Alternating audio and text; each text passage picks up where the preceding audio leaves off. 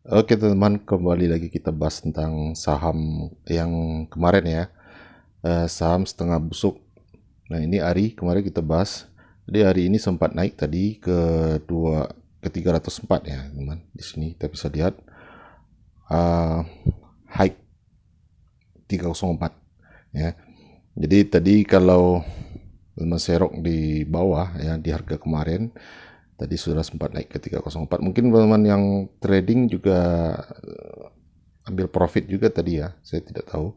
Tapi kita menyarankan untuk swing atau invest. Kenapa? Karena kita mau cari beggar ya. Kalau untuk mencari beggar tentu saja kita harus invest ya. Tidak ada trader yang mendapatkan beggar ya, karena mereka keluar masuk dari itu juga, bahkan dalam hitungan jam. Jadi ini Ari ya. Uh, Sedikit saya mau ralat ya, kemarin ada teman kita Mas Rio itu bilang ada gap ya, ternyata gapnya di sini teman, gap upnya di angka 200-an di sini ya, dari sini, bahkan dari sini ya, dari 348 ke 285 ya, artinya kalau memang nanti menutupi gap mungkin dia akan menyentuh level ini ya. Jadi teman wajib tahu itu, kemungkinan itu bisa saja ya, tapi kita tidak tahu apakah dia terus turun dulu menutupi gap up itu, atau justru naik dulu ya. Ya tergantung dengan situasinya juga, tergantung bandarnya juga teman ya.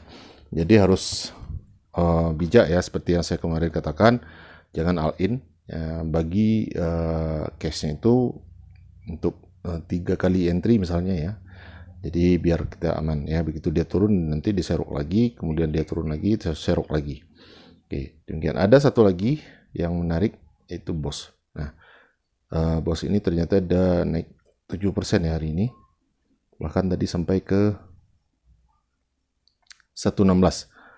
Oke, jadi BOS ini cacatnya, teman bisa lihat ini utangnya sangat besar sekali ya, utangnya. Kemudian mungkin teman-teman juga pernah dengar tentang konflik di manajemennya BOS ya. Manajernya keluar atau mengundurkan diri, kita juga tidak tahu apa masalah yang terjadi di perusahaan itu. Tapi secara kinerja kita bisa melihat di EPS-nya, teman-teman bisa lihat di sini labanya meningkat drastis ya.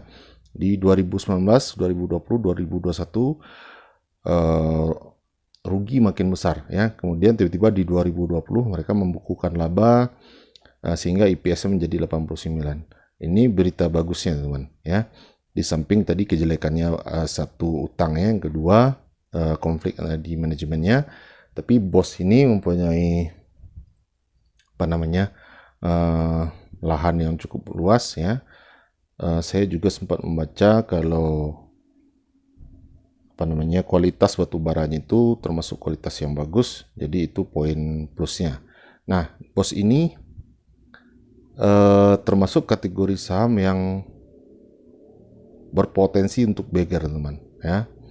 Dari EPS-nya kita bisa melihat di sini 89, kalau dikalikan 10 artinya harga fundamental dari BOS ini 890, sementara harga murahnya itu sekitar 445 ya, atau 450 rupiah, sementara sekarang masih di 113.